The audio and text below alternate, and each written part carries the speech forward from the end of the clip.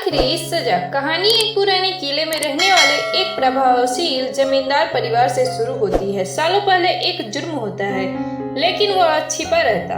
वक्त बीतता है, लेकिन सच की परछाइयां सबको घेर लेती है।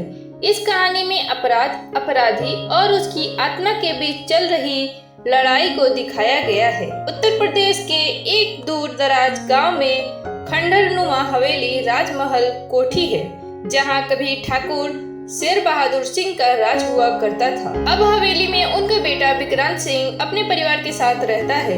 पत्नी काव्या, बेटा आयान और बेटी परी।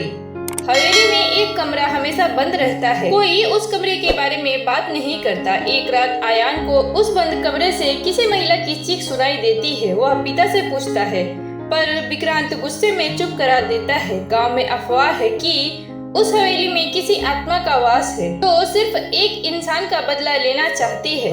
कहानी में एंट्री होती है रवीना की, एक पत्रकार जो विक्रांत सिंह की हवेली पर डॉक्यूमेंट्री बनाना चाहती है। विक्रांत मना करता है, लेकिन उसकी पत्नी काव्या उसे इजाजत दे देती है। रवीना हवेली की पुरानी तस्वीरें, पुराने नौकरों और गांव वालों से बात करके एक सच के करीब पहुंचती है। 22 साल पहले इस हवेली में एक लड़की मीरा की मौत हुई थी। वह एक नौकरानी थी और ठाकुर शेर बहादुर की रखेल समझी जाती थी।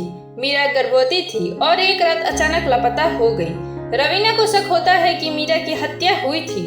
रवीना विक्रांत से अकेले में पूछती है, क्या आप जानते हैं कि मीरा को आखिरी बार किसने देखा था? विक्रांत चुप रहता है, लेकिन रात को उसे पुराने ख्वाब सताते हैं। वो दिन याद आता है जब उसके पिता ने मीरा को हवेली की इज्जत के खिलाफ बताकर मार डाला था और विक्रांत यह सब होते हुए देखा था। उसने कुछ नहीं कहा था, सिर्फ देखा चुपचाप। विक्रांत को हर रात एक ही सपना आता है, मीरा खून से लथपथ उसके सामने खड़ी है और पूछ रही है, मेरी आखिरी सजा कौन देगा? धीरे धीरे हवेली में अजीब घटनाएं होने लगती है। बेटी परी बीमार रहने लगती है, पत्नी काव्या बेहोश हो जाती है। आयान को लगने लगता है कि कोई उसे देख रहा है। विक्रांत समझ जाता है कि आत्मा को चैन नहीं मिल रही। रवीना अब सच्चाई का खुलासा करना चाहती है, लेकिन विक्रांत उसे रोकता है और कहता है, मैं ही कसूरवार हूँ। भले ही मैंने हाथ नहीं उठाया, लेकिन चुप रहकर मैंने अपराध किया।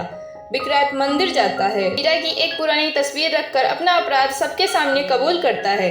गांव के लोग पहले हैरान होते हैं, फिर सहानुभूति जताते हैं। विक्रांत खुद पुलिस के पास जाता है और आत्मसमर्पण कर देता है। हवेली में फिर शांति लौट आती है। परी अब ठीक हो जाती है, आत्मा का प्रभाव मिट जाता है। रवीना डॉक्यूमेंट्री का नाम रखती है आखिरी सजा और कहानी के अंत में बताती है कि सच कभी नहीं मरता, चाहे वह कितना ही देर से सामने आए। विक्रांत को सजा मिलती है 10 साल की जेल, लेकिन उसके चेहरे पे सुकून है, क्योंकि अब वह रोज रात को मीरा को ख्वाब में मुस्कुराते हुए देखता है।